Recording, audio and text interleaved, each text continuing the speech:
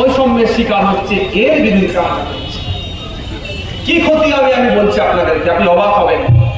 আপনারা গুগলে সার্চ করলে পাবেন যে দেগঙ্গা মানে হাড়ুয়া বিধানসভা পীর গোরাসাদ আব্বাসী রহমতুল্লাহ আলাইহি, গুগলে সার্চ করুন পেয়ে যাবেন এক্ষুনি। ওনার মাজারের সম্পত্তি কত জানেন? 1000 বিঘা। আর এখন কত আছে জানেন? 5 বিঘাও না। তাহলে কত সম্পত্তি খেয়েছে? সব আমলে খেয়েছে। এটা আজ থেকে হচ্ছে না, কংগ্রেস যখন পশ্চিমবাংলায় শাসন করেছিল ওরাও ওয়াকফ খেয়েছে, তারপরে সিপিএম এর শাসন হয়েছে, ওইখানে ওয়াকফ খেয়েছে। কিন্তু ওরা কি করতো? ওরা মাছ চুরি করতো, আর তৃণমূল এসে পুকুরটাই চুরি করে নিয়েছে। ওই পীর গোরাচাঁদ আব্বাসী রহমতুল্লাহ আলাইহির মাজারে এই যে নতুন আইন আনার চেষ্টা করছে, সুপ্রিম কোর্ট হয়েছে, এখন অর্ডার দিতে বাকি আছে।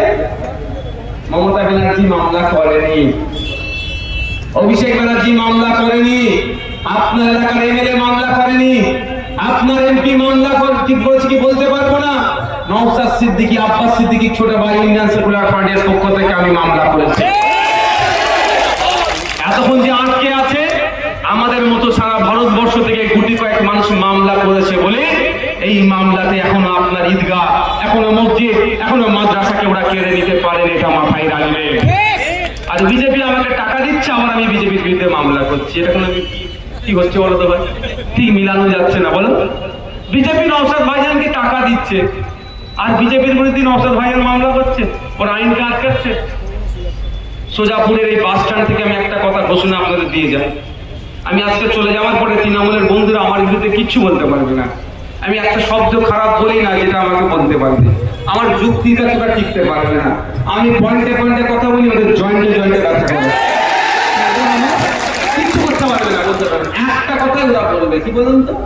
বিজেপি দালালি করছে, বিজেপির কাছ থেকে টাকা নিচ্ছে, এর বাইরে ওরা কিচ্ছু নেই। ওর বাইরে বলার জায়গা নেই, জায়গা আমি তোমারও তো বলবে কি করে? তাহলে এর উত্তরটাও দিয়ে যেতে হবে তো নাকি? ওটা তো যাতে মুখ বন্ধ করে, যদি দোকানটা কিছু করার নেই। এক কানকাটা হলে বলে কি বাজারে ধার দিয়ে যায়, দোকানকাটা হলে বাজারে বীজ দিয়ে যায়, মতির কান দিয়ে যায়। তো আপনাদের এত মানুষকে আমি সাক্ষী রেখে একটা কথা বলে যেতে চাই, আজকের পর থেকে যদি কেউ আপনাদের বলে যে আইএসএফ বা নওশাদ সিদ্দিকী বিজেপি টাকা দেয়, নিশ্চিতভাবে সে জানে ভালো আজ থেকে আমরা পার্টি চালাচ্ছি, মাস্টারের পার্টি চালাচ্ছে, জানবে জিভ বেরিয়ে যাচ্ছে। কি মাস্টার? তো হ্যাঁ,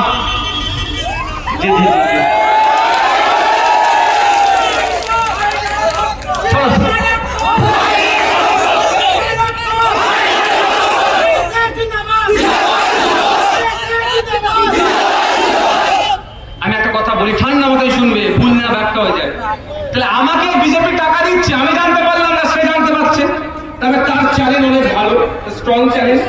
হয়তো রাতে শুভেন্দু অধিকারীর সাথে ফেস টাইমে কথা বলে, দেখবেন এখনকার সব তৃণমূলের নেতাদের হাতে, ছোট বড় সবার হাতে কি আছে? আইফোন। ব্যাপার আছে, ওটা ফেস টাইমে হয় নাকি ফেস টাইম করতে পারে না, ঠিক আছে? তো তাদের যদি আজকের পর থেকে কেউ বলে যে বিজেপির কাছ থেকে নওশাদ সিদ্দিকী বা আইএসএফ টাকা নাই, তাদের খোলা আম একটা অফার আমি দিয়ে গেলাম যে ভাই টাকা নিয়েছে কি নেয়নি আমাদের কাছে প্রমাণ নেই, তুই প্রমাণ দে, 1 নম্বর কথা। দ্বিতীয় কথা, ভাইজান এসে একটা অফার করে গেছে সুজাপুর বাস স্ট্যান্ড থেকে, বিজেপির কাছ থেকে যদি আমাকে 100 টাকার ব্যবস্থা করে দেয়, আমি 90 টাকা তাকে ফেরত দিয়ে দেবো, 10 টাকা পার্টি চালাতে রাখবো।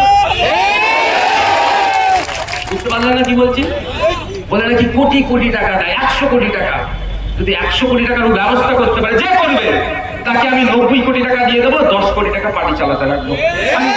এত লোকের সামনে বলছি তো, এত লোকের সামনে বলছি তো, গোপনের তো ব্যাপার নেই ভাই, গোপনের ব্যাপার আছে মানে প্রকাশ্যে দেবো আমি ভাই।